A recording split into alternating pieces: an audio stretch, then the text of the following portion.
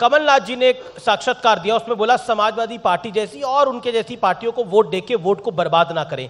इसके क्या मायने हैं? क्या आपको लगता है कि कांग्रेस जो है वो छोटे दलों को फॉर ग्रांटेड ले रही है? इसका सीधा सीधा मायने है जी, जो इंडिया गठबंधन बना था कांग्रेस के नेतृत्व में, वो बिल्कुल दिशाहीन था, कंफ्यूजन का डिसीजन था। हम इसलिए उसमें गए नहीं और वो 100% टूट गया और 2024 में नाश जाएगा, क्योंकि समाजवादी और बसपा के बगैर यूपी का कुछ नहीं है और यूपी के बगैर देश में कुछ नहीं है। ये मिलके इकट्ठे होकर के मजाक ठिठोर कर रहे हैं, कोई गठबंधन नहीं बना। ये मिलके इकट्ठे होकर क्या कर रहे हैं? मजाक और ठिठोली।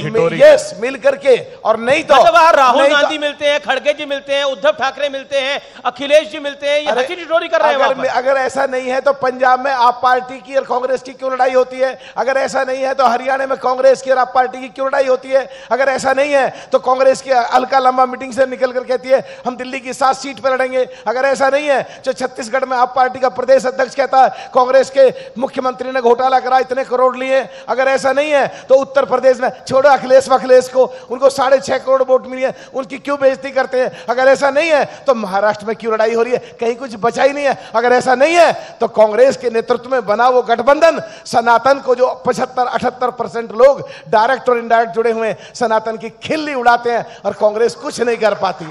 जी, क्या एक लाइन अर्ज करना चाहूंगा। जी, कितनी अच्छी बात यहां पे आई कि एक लाइन में कह दूं, इस गठबंधन का तो कोई सिला ही नहीं, कौन किससे मिला है ये पता ही नहीं, लाख चेहरे बदल के आ जाते हैं ये, पर आईना कमबख्त झूठ बोलता ही नहीं। अच्छा आचार्य जी, अब बचा क्या है बचाने को, ढका क्या है ढकाने को, छुपा क्या है छुपाने को?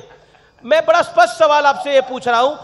और क्या आपको लगता है कि समाजवादी पार्टी को वोट देना वोट की बर्बादी है?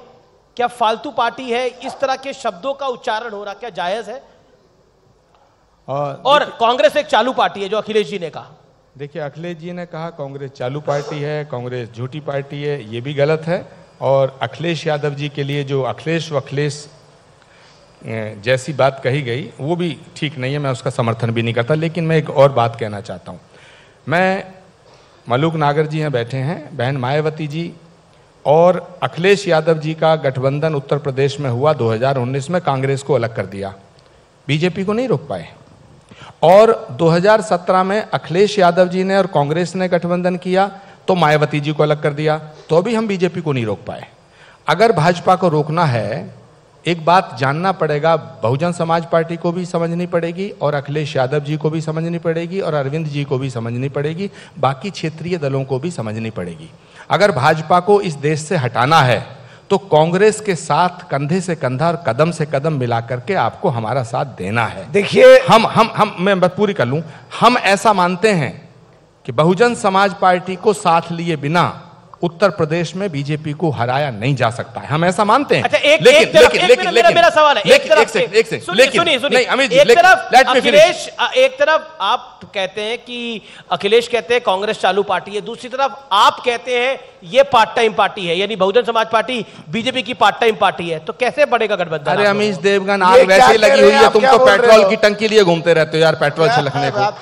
आग तो लगी हुई है, तुम और पेट्रोल छिड़क देते हो। आग लगाई किसने है? अरे भाई, हम बुझाने की कोशिश कर रहे हैं, तुम फिर लगाने की बात कर रहे हो। मैं अपनी बात पूरी कर रहा हूं। मैं ये कहना चाहता हूं, बहन जी के बिना समर्थन के बीजेपी को हराना बड़ा मुश्किल है। ये गलती तीसरी बार मत करो। अगर आप समाजवादी पार्टी और बसपा मिलकर कांग्रेस को अलग रखते हो तो ये आपकी गलती थी, और बहन जी को अलग रखा जाता है तो ये हमारी गलती होगी। हम चाहते हैं कि इस देश के अंदर चुनाव हो 2024 में। अगर सब लोग मिलकर के बीजेपी का मुकाबला करना चाहते हैं तो फिर अकेले अकेले इधर उधर छिटक के मत रहो, फिर इकट्ठे हो जाओ, एक झंडे के नीचे आ जाओ, और वो झंडा कांग्रेस का होना चाहिए, क्योंकि वो उत्तर से दक्षिण, पूरब से पश्चिम। सुनिए, क्यों होना चाहिए? क्यों होना चाहिए कि सभी राजनीतिक दल अपने अपने प्रदेशों में बहुत बड़े हैं और बहुत बड़े उनके नेता हैं, हम सबका सम्मान करते हैं। लेकिन बीजेपी को अगर हराना है तो कश्मीर से कन्याकुमारी तक, अटक से कटक तक, पूरब से पश्चिम, उत्तर से दक्षिण तक अगर भाजपा को कोई पार्टी हरा सकती है तो कांग्रेस हरा सकती है। बिना कांग्रेस के बीजेपी को नहीं हराया जा सकता। तो कांग्रेस के झंडे के नीचे आएंगे आप लोग? अमीश जी, देखिए, यूपी में 80 सीट हैं, और कांग्रेस एक सीट इसलिए जीत पाई क्योंकि हमने और सपा ने कैंडिडेट खड़ा नहीं करा, सोनिया गांधी बिहार थी।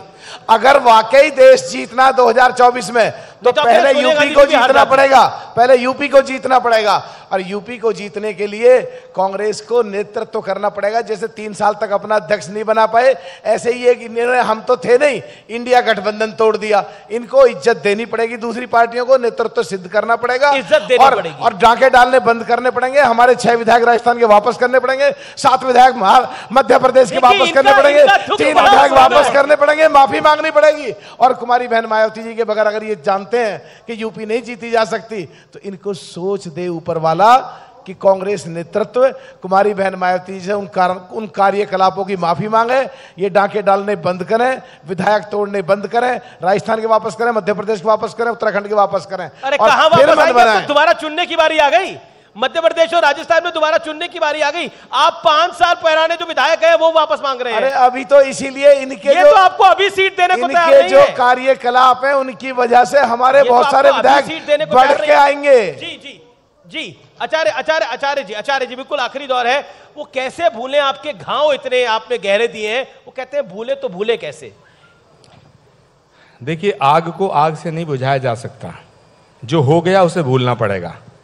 अब मलूक जी ये बताएं कि किसके माफी मांगने से काम चलेगा। अरे पहले डाका डाल दिया, कोई बात नहीं। अभी अखिलेश को 6 दिन पहले अखिलेश कह रहे हो, तुम तो डाका भी डालते हो, बेइज्जती भी करते हो, तोड़ते भी हो, चोरी भी करते हो, बेइज्जती भी करते हो, अखिलेश भी कहते हो। अब तो सुधर जाओ कम से कम। फिर भी आप गठबंधन कर लेते हैं इनके साथ, इतना सब होने के बाद लास्ट में फिर भी आप गठबंधन, इतनी बेइज्जती करते हैं। हम तो गठबंधन से बाहर खड़े हैं, इंडिया से। हम इसी आपको जानकारी मोदी के हराने के लिए अलग खड़े हैं, इसीलिए हम अलग खड़े हैं। समाजवादी को भी समझ आ गई और उनको भी सीख मिल गई। ठीक है, अब मैं जो प्रियंका जी ने कुछ 2 दिन पहले बोला, मुझ विषय पे आता हूँ, राजस्थान। प्रियंका जी पे आ गए। जी जी जी जी जी जी, फिर राहुल जी। मैं प्रियंका जी ने जो मोदी, आप चाहते क्या हो अमित जी? नहीं, मैं तो चाहता हूं कि देश में लोकतंत्र बहाल रहे और जो है, और देश में लोकतांत्रिक तरीके से चुनाव होते रहे। मैं सुधांशु जी, जो प्रियंका जी ने 2 दिन पहले उन्होंने सलमान खान की एक फिल्म का नाम ले लिया और प्रधानमंत्री के बारे में एक टिप्पणी करी, आपकी राय? देखिए, उन्होंने बहुत सारी बातें बोली। ये भी बोला कि वो अमिताभ बच्चन और असरानी और कौन वो असरानी की तरह नजर आते हैं। ये मैं देश की और राजस्थान प्रदेश की प्रबुद्ध जनता पे छोड़ता हूं कि असरानी के भूमिका में कौन नजर आता है। ये उनको छोड़ने तय करने दीजिए, फिर प्रियंका जी की बात का खुद ब खुद जवाब जनता देगी। और मैं एक लाइन जरूर कहना चाहूंगा, अभी इनके मुंह से एक बात निकल गई थी ना, आग पहले ही लगी हुई है, आप और उसमें अंदर भड़का रहे हैं, तो ये तो स्वीकार हो गया कि आग लगी हुई है। मगर जानते स्वीकार करेंगे, मगर सुनिए, अखिलेश जी और कमलनाथ जी के बयान बता रहे हैं आग लगी हुई है। स्थिति यह है कि आग लगी है और कागज के कपड़े पहन के चल रहे हैं। तो इनके लिए मैं कहना चाहूंगा कि कागज का है लिबास, चिरागों का शहर है, चलना संभल संभल के, चूंकि तुम नशे में हो। आचार्य जी देखिए, सवाल अभी सुधांशु जी की बातों में कितना बड़ा कॉन्ट्रडिक्शन है। अभी जब वो मूर्खों के सरदार वाली बात आई तो कितना बच के चल रहे थे, क्योंकि जख्म हमारी छाती पे लगा था। अब प्रियंका जी के जरा सा एक हल्का सा तीर भी नहीं सहा गया, उस पर भी तड़प गए। मेरे भाई, आप हमें सम्मान दो, हम आपको सम्मान देंगे। और जहां तक रहा 2024 की बात, तो मैं बसपा से भी कहना चाहता हूं, सपा से भी कहना चाहता हूं। मलूक जी कह रहे हैं कि हमें सम्मान दो, भैया बिल्कुल सम्मान दे रहे हैं हम। अखिलेश जी को श्री श्री 1008 श्री अखिलेश यादव कहने को तैयार है। ठीक है, तो कमलनाथ जी से कहो माफी मांग लें स्टेज पे आकर के, भारत के देश के। अरे भाई, कमलनाथ जी मेरे कहने से माफी थोड़ी मांगेंगे, वो तो पता नहीं भगवान जाने किसके कहने से माफी मांगेंगे। लेकिन मेरा निवेदन ये है, और मैं सबसे कहना चाहता हूं कि गैर परों पर उड़ने वालों की हद होती दीवारों तक, आसमान तक वो उड़ते हैं जिनके अपने पर होते हैं। सुधांशु जी,